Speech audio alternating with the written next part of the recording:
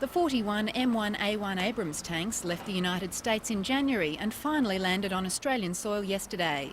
But their arrival was delayed for 2 days after the port was closed due to heavy weather. The final leg of their journey started this morning, the drive from East Arm Wharf near Darwin to their new home at Robertson Barracks. The American-built Abrams are replacing the Army's long-serving German Leopard tanks. The changeover signifies a shift in military thinking. The arrival of the Abrams tank represents a quantum leap in capability for us. This is not just upgrading to the next model, this is moving to a whole new future for our tanks. 18 of the total 59 arrived in Victoria last September for training.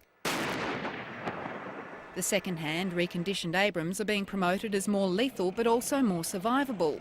More deadly on the attack, but safer for the soldiers operating them and civilians who might get in the way.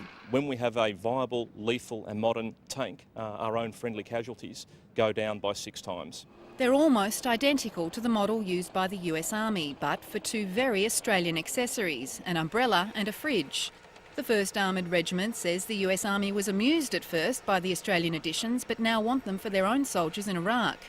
The tankies, as they're called, have had to undergo a 6-week conversion course to get up to speed. Really powerful tank. They turn really well. It's safe because you know there are a lot of armour in front of you. There are no hints as to where their first mission might be. The commander of the 1st Armoured Regiment says the tanks will go wherever the government sends them. The tanks will be ready for action in July. Noni Edwards, ABC News, Darwin.